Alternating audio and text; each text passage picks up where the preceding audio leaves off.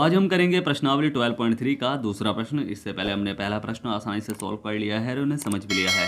जो हमारे चैनल पर नए हैं वो पिछली वीडियो को हमारी प्लेलिस्ट पे जाकर देख सकते हैं, या फिर मैंने उन वीडियो की लिंक डिस्क्रिप्शन बॉक्स में भी दी हुई है, आप वहाँ जाकर भी उन वीडियो को देख सकते हैं। और चैनल को सब्सक्राइब करना बिल्कुल ना भूलिएगा, शेयर जरूर करना है और लाइक भी। ठीक है, आज का जो आपका प्रश्न है वो हिंदी से है। आपको मुझे बताना है कि कमल और गाय के दो या तीन पर्यायवाची शब्द, चलो दो ही बता दूँ।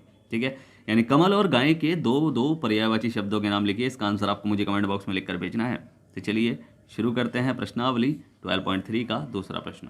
इसमें दिया गया है कि आकृति 12.20 में छायांकित भाग का क्षेत्रफल ज्ञात कीजिए यदि केंद्र ओ वाले दो संकेंद्रीय वृत्तों की त्रिज्याएं 7 सेंटीमीटर और 14 सेंटीमीटर है और कोण AOC बराबर 40 डिग्री है। तो चलिए हल करते हैं इस प्रश्न को। तो प्रश्न को ध्यान से पढ़ना है। देखो हमें प्रश्न में जो दे रखा है, हमें क्या दे रखा है कि छायांकित भाग का क्षेत्रफल ज्ञात कीजिए यदि केंद्र O वाले दो संकेंद्रीय यानी एक ही केंद्र वाले दो वृत्त हैं ये। ठीक है, इनकी त्रिज्याएं 7 सेंटीमीटर और 14 सेंटीमीटर है। अब आप कहोगे कि 7 सेंटीमीटर और 14 सेंटीमीटर वाली त्रिज्याएं कौन कौन सी हैं सर, हमें तो पता ही नहीं है।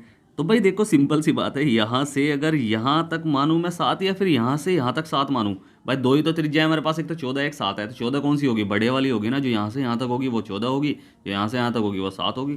ठीक है, यानी यहाँ से यहाँ तक 7 होकर मैं पूरी कहूँ कि ये पूरी यहाँ तक 14 ही है। ठीक है, या दोनों बात त्रिज्या तो दोनों ही है। ठीक है, और हमें दे रखा है थीटा 40 डिग्री। अब हम इसका क्षेत्रफल हमें ज्ञात करना है, यानी इस एरिया का क्षेत्रफल हमें ज्ञात करना है। अब वो हम कैसे करेंगे, देखो थोड़ा लॉजिक लगाओ, ध्यान से सोचो कैसे कि भाई अगर मैं यहाँ से यहाँ तक यानी ये त्रिज्या खंड का क्षेत्रफल निकाल लूँ, उसमें से इस छोटे त्रिज्या खंड के क्षेत्रफल को हटा दूँ यानी माइनस कर दूँ, तो ये हिस्सा बचेगा, इसी का क्षेत्रफल तो बचेगा। समझ में आया ना कि अगर मैं त्रिज्या खंड, हमने अब तक त्रिज्या खंड का क्षेत्रफल ही तो निकाले, तो अगर त्रिज्या खंड, भाई त्रिज्या से बना खंड है ना, ये वृत्त के अंदर है तो त्रिज्या खंड है, तो त्रिज्या से बने खंड का अगर मैं यहाँ से यहाँ तक का यानी बड़े वाले त्रिज्या खंड का क्षेत्रफल ज्ञात कर लूँ और उसमें से इतने वाले, यानी अब उसमें क्या होगा, ये सारा का सारा क्षेत्रफल ज्ञात हो गया। अब उसमें से अगर मैं इतना हटा दूँ तो ये माइनस कर दूँ, यानी ये वाला माइनस कर दूँ, ये वाला यहाँ से यहाँ तक का माइनस कर दूँ, तो बचेगा क्या, ये हिस्सा बचेगा, इसका क्षेत्रफल ज्ञात हो जाएगा। ठीक है, समझ में आया ना। तो बस इसी तरह हम करेंगे इस क्वेश्चन को। कैसे कि भाई हमें पता है कि जो हमें दिया गया है वो लिख लो कि वृत्तों की त्रिज्याएं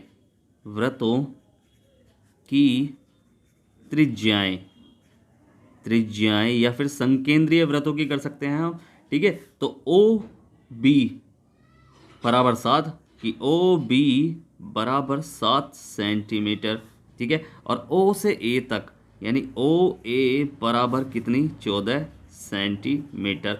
और थीटा हमें दे रखा है त्रिज्या खंड का कोण, त्रिज्या खंड का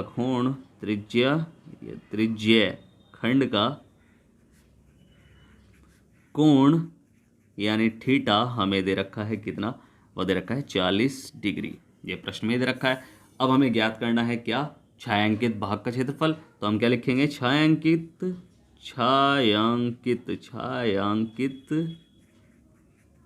भाग का क्षेत्रफल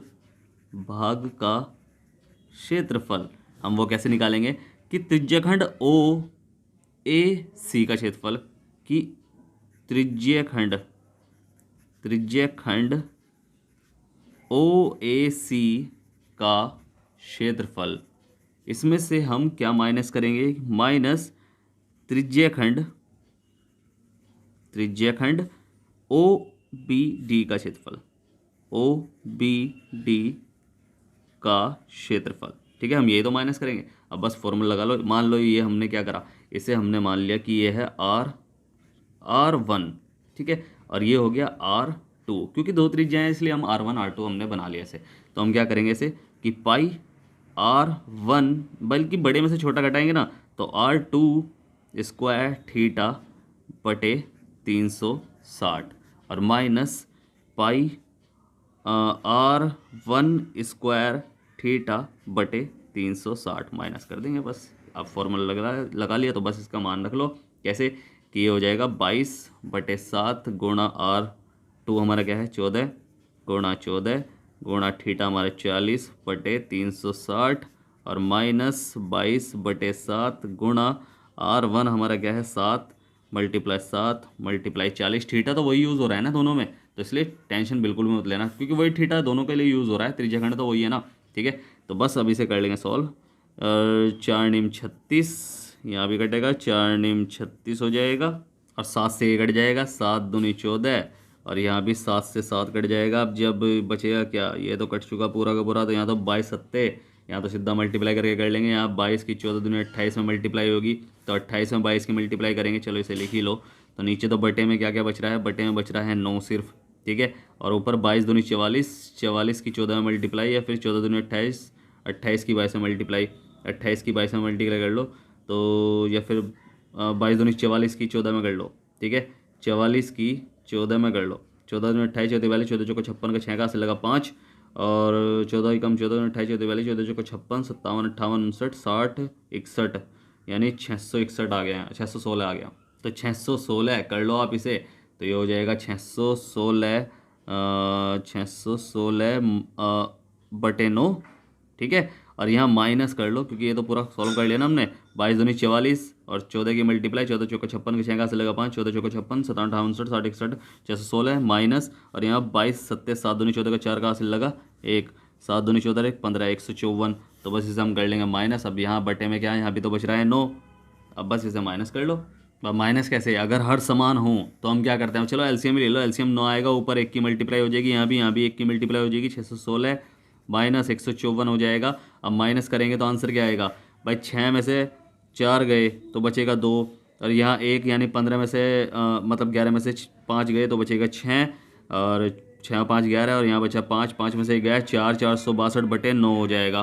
तो बस अभी से भाग करके आंसर निकाल लो। या अगर आपका आंसर तो ये भी है, ये भी वर्ग सेंटीमीटर, चाहे इसे भी निकलो सेंटीमीटर स्क्वायर, चाहे आप भाग कर लो इसे।